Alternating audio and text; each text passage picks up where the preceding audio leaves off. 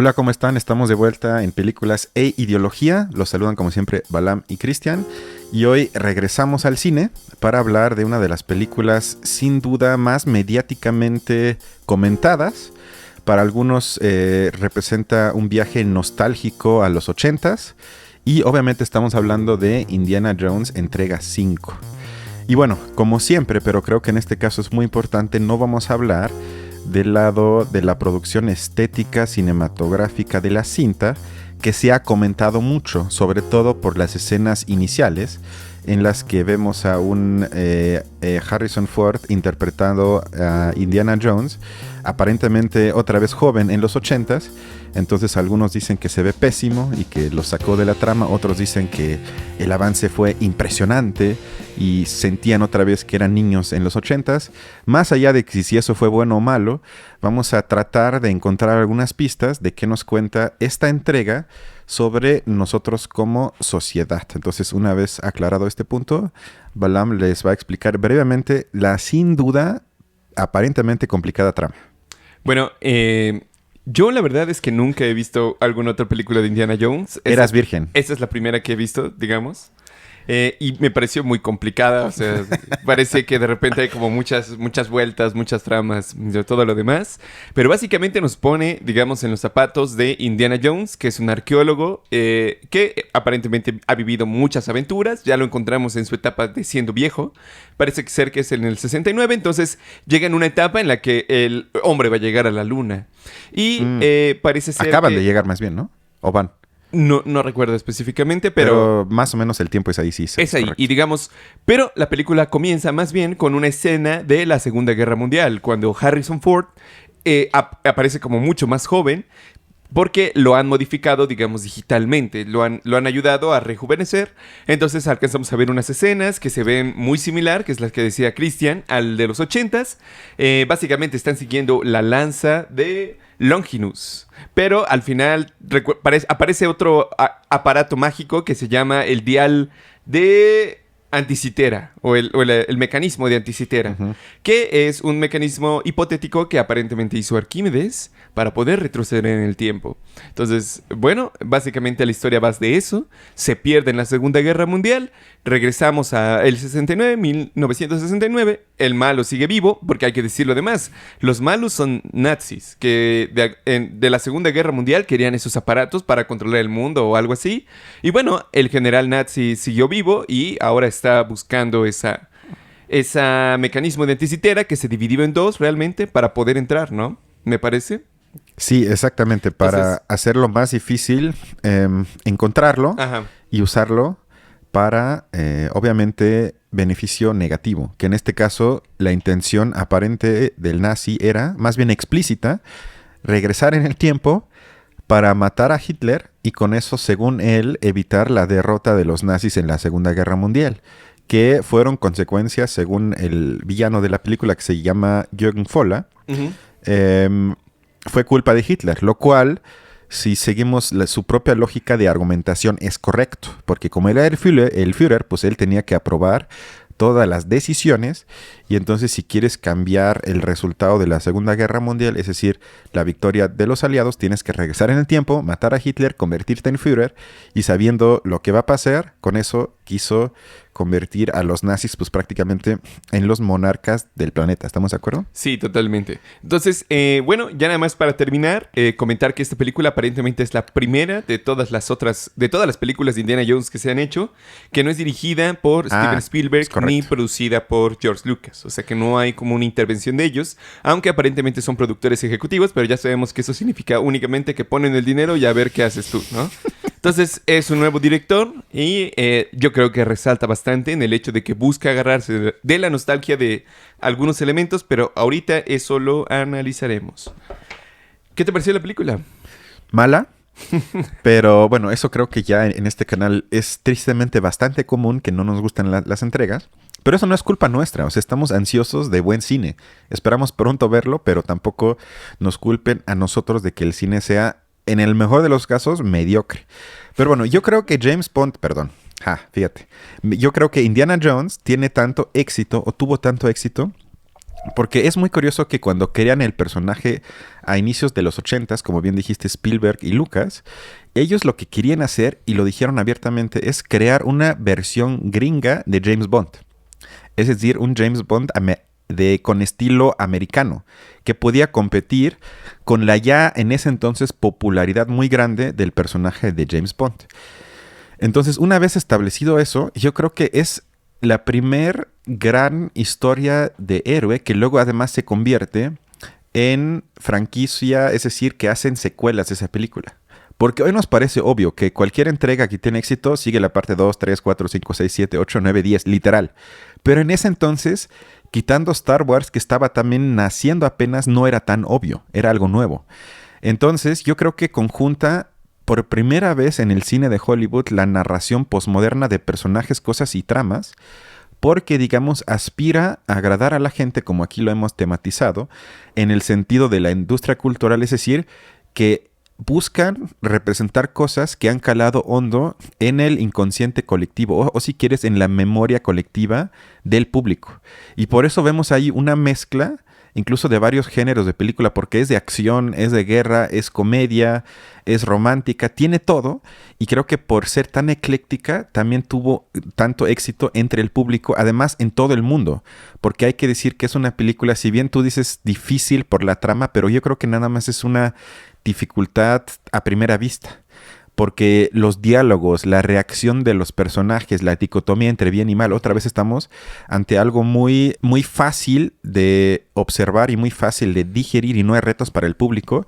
Y también por eso creo que pudo ser tan exitosas en muchas partes del mundo. Uh-huh. Y algo que en las primeras entregas pasa más, en esta menos, pero que me da risa casi porque no lo critican, es la representación del otro con la mirada profundamente colonial.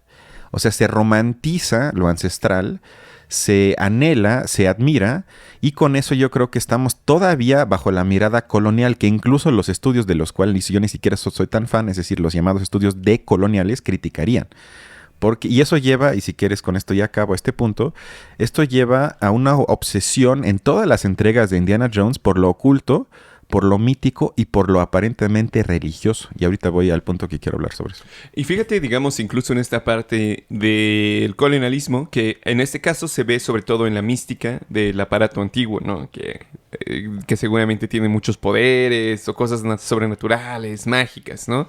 Pero, digamos, en esta entrega, en pleno 2023, ya no podía ser, como en un principio fue, sobre un grupo indígena, ¿no? Que eso normalmente era un poco la trama, sino que ahora tuvo que ser ya sobre algo antiguo, pero que no podía ya suceder en otros continentes, entonces en el continente europeo. Algún artefacto extraño hecho por Arquímedes que cumple esta misma función. Bueno, yo, digamos, me lo preguntaba sobre todo cuando estaba viendo la película, de por qué eligen todavía a Harrison Ford. O sea, ya se ve una persona muy grande. Tiene 80 digamos, años en la vida real. 81 años. O sea, realmente, digamos, es una persona ya muy grande para estar trabajando en eso. Y sin embargo, lo siguen eligiendo. Entonces yo me lo preguntaba, ¿por qué? O sea, tanto costaba intentar hacer una aventura distinta, porque si además ni siquiera eres el mismo director que ha hecho los anteriores, pues quizás planteártelo algo así. Pero, digamos, yo creo que, como dice Jack Ures, que es un escritor en Jacobin, él dice que Hollywood no tiene solamente actores, sino que sobre todo tiene estrellas de cine. Uh-huh. Y las estrellas de cine son en realidad marcas, son como pequeñas empresas, como Harrison Ford, Sylvester Stallone, Arnold Schwarzenegger, etcétera, etcétera. No hay, por eso, o no es fácil la innovación en las películas, porque innovar representa un riesgo. Y digamos, aunque la ideología capitalista exige de las personas una disposición infinita y siempre presente a la invención o a la innovación, que se puso de moda, digamos, con el término resiliencia, uh-huh. que es que te fuerzan a estar todo el tiempo dispuesto a innovar para adaptarte. En realidad, digamos, el riesgo que enfrenta el capitalista es terrible para las inversiones.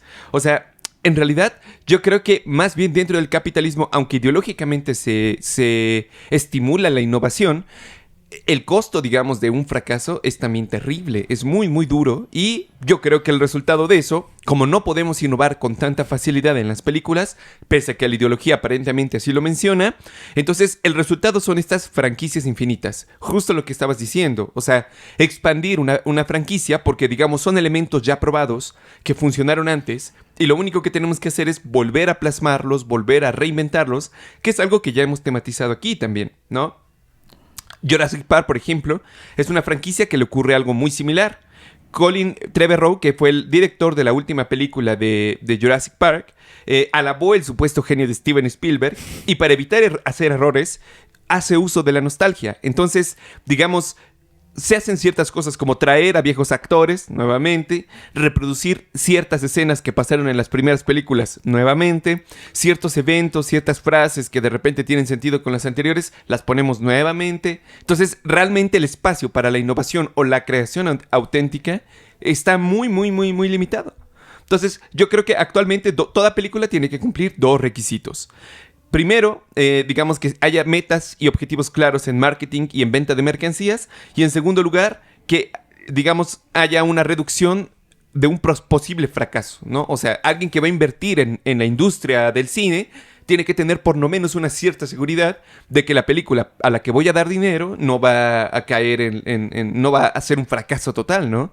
Y volver a revivir a Harrison Ford, o sea, prefieren gastar millones en revivir a Harrison Ford antiguo a intentarlo con un nuevo actor. Es yo creo que un poco la lección de esa decisión.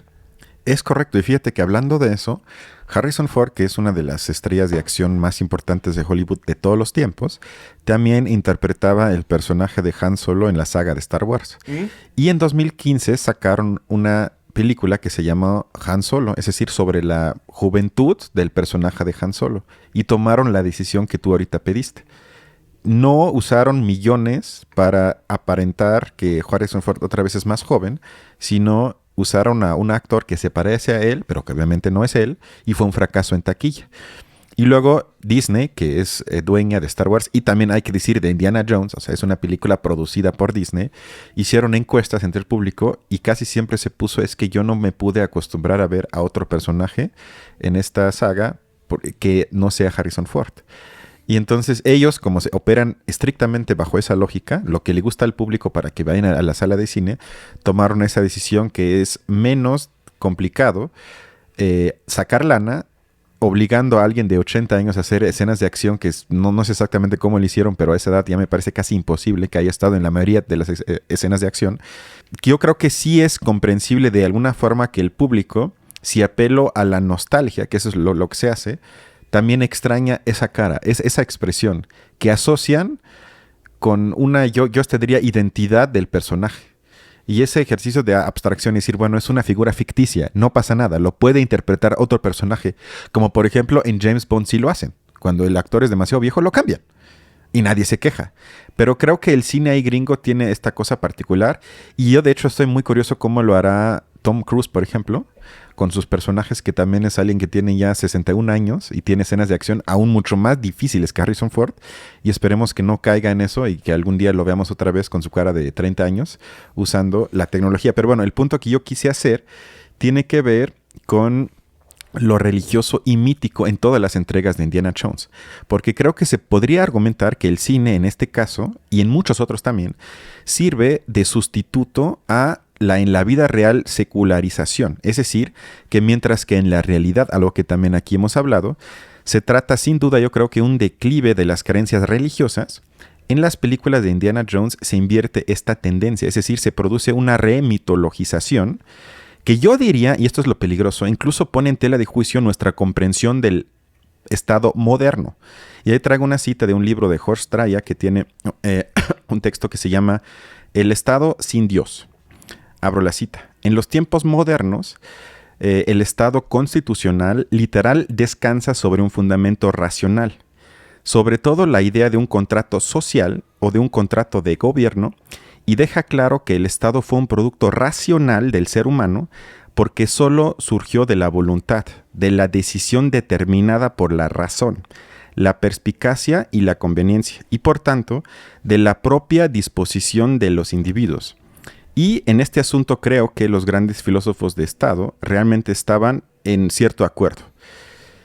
Y entonces, a la vista de esa fuerte influencia de la racionalidad, escribe Dreyer, y de la estructuración racional de cualquier tipo de comunidad política, y esta es la parte que me parece peligrosa y la más importante, nos debería de resultar irritante cuando en los últimos tiempos, y creo que ahí tiene un punto, no solo en la filosofía general o política, sino también en el derecho constitucional alemán, y creo que aplica también para muchos otros países, nos encontramos cada vez más con formas de hablar y figuras del pensamiento que van estrictamente en contra de esto. Argumentan que el anclaje central de la comunidad política no se encuentra en las dimensiones de la razón, de la ilustración, sino más bien en oscuras y profundas capas del mito. No en el ámbito de lo racional, sino en el ámbito de lo no racional, en nociones de lo luminoso o incluso del sacrificio sagrado, no en la distancia secular de un estado neutral que excluye la cuestión religiosa de la verdad, sino en su impregnación ostensiblemente más profunda con elementos de sacralidad. Y creo que lo que aquí describe este autor alemán para una filosofía del Estado, lo podemos decir, yo creo, que es el eco que se inició hace tiempo en el cine de Hollywood, presente en las películas de Indiana Jones, que intenta volver al Estado una base mística, algo sacral. Y aquí nada más para dejarlo claro, ya casi acabo, esto no quiere decir que yo esté en contra necesariamente de las narrativas religiosas, sino que creo que precisamente el Estado laico es la condición misma para que exista algo así como la libertad de religión. Porque únicamente yo pienso si el Estado se mantiene precisamente al margen de los asuntos religiosos y no dice nada sobre ello, entonces se puede garantizar eso que se conoce como la libertad de religión. Y entonces dice Dreyer sobre este Estado secular, que sería su parte moderna, no tiene necesidad de una aura sagrada y no tiene necesidad de un mito, y que el poder una vez más conduce claramente a los mitos argumentativamente, como lo vemos en las películas de Indiana Jones, incuestionable evidencia, porque cuando se trata de mito ya no podemos argumentar, sino o crees en el mito o no crees en el mito. Incluso en las películas de Indiana Jones a veces se dice es cuestión de fe. Y cuando estamos hablando de cuestiones de fe, entonces la discusión humana con argumentos racionales ya queda excluida. Y uno puede decir, bueno, esto es positivo, porque entonces creemos en Dios y nos va a salvar, sí. Pero también esto le abre la puerta a cualquier tipo de crítica a la sociedad, lo que el autor llama ilustrada. Y entonces creo que se apela en las películas de Indiana Jones, y en esta es otro ejemplo, a producir fuertes afectos, porque por supuesto que con este tipo de argumentaciones lo que se logra es emocionar a la gente. Y se asocia, en las películas por lo menos, con un sentido aparentemente positivo. Pero en la política o la mafia, como dice el autor, también trabaja con tal emocionalización. Y lo que entonces en el cine vemos como positivo, gente como para usar los villanos clásicos, como Trump, entre otros, lo usan para cosas que para la gente de izquierda progresista no nos gustan tanto y la criticamos. Pero yo creo que tiene su origen en parte en ese tipo de políticas. Entonces el cine, para concluir ya, produce ese tipo de política afectiva con fundamentos míticos, aparentemente sacrales, y esto creo que en la política real tiene graves consecuencias. Bueno, yo creo que en este carácter mítico o religioso de esta clase de personajes no es aparente, es real. O sea, yo creo que se le podría conceder un cierto estatus de esa manera, porque lo hemos tematizado aquí, digamos. El hecho de que no existan instituciones religiosas como tal no quiere decir que no existan sentidos religiosos, ¿no? Y yo creo que en gran medida, digamos, están ocupando los espacios justamente esta clase de personajes, ¿no? De ahí yo creo que es muy cierto, digamos. No apelar a la cuestión racional o no hacer un intento por ello, sino supervalorizar más bien la cuestión mítica. Sin duda yo creo que lleva esta clase de riesgos. Pero yo me preguntaría si es evitable con una industria cultural de esta manera, pero yo creería que no. Porque justamente yo pienso que las estrellas del cine, no los actores en general, sino las estrellas de cine, son justamente como esta forma o esta imagen del ser mitológico. Lo que hablábamos hace un tiempo es como las formas de los santos hoy en día, ¿no? Ya no existen santos así que tengan los escapularios, pero ya no existen los santos así en los altares y todo lo demás, pero existe Harrison Ford en un póster, ¿no? Entonces, sí, sin duda, yo creo que eso es muy, muy, muy fuerte.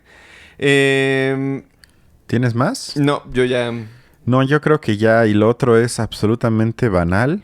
Incluyeron algunos elementos obviamente progresistas a la película, que ya su contrincante, pareja, sidekick, como le quieras llamar, es femenino. Tiene que ser a veces más listo que él, tiene que ser más cagante que él. Y por el otro lado, digamos, los enemigos son... ocupan el recurso fácil. Sí. O sea, el recurso fácil es nazi, entonces prácticamente es el origen de todo el mal que existe en la historia de la humanidad. Sí. Y puedes hacer con ellos lo que quieras. Sí, eso, ¿no? Es como una revista cómic. Y también, digamos, ese deseo de regresar al pasado, de cambiarlo, además, ¿no? Sí, yo también ya estoy harto de los viajes en el tiempo. En Flash vimos lo mismo. O sea, ya. Pueden viajar y por lo menos que viajen al futuro. Yo ya ni siquiera pido que no haya viajes en el tiempo, pero ¿por qué no viajan al futuro? Y luego además en este caso estuvo más triste que él se quería quedar en el pasado. Que eso yo no le vi ni pies ni cabeza a esa lógica, que decía que siempre soñaba con eso y lo tenía que dejar para que deje todo y se quede ahí, pero bueno. ¿Recomiendas verla o no? Pues no, la verdad no he visto las otras. A lo mejor si hubiese visto las anteriores me causaría un poco más de interés, pero... No, yo creo que las primeras 3, sin que sean buenas, valen la pena que si quieren saber quién es Indiana Jones y por qué tuvo tanto éxito o tiene tanto éxito. Pero las últimas 2, es decir, la parte 4 que salió en 2008, que ya fue un fracaso, y esta creo que está aún peor, no vale la pena que la vean. Y menos que paguen un boleto de cine.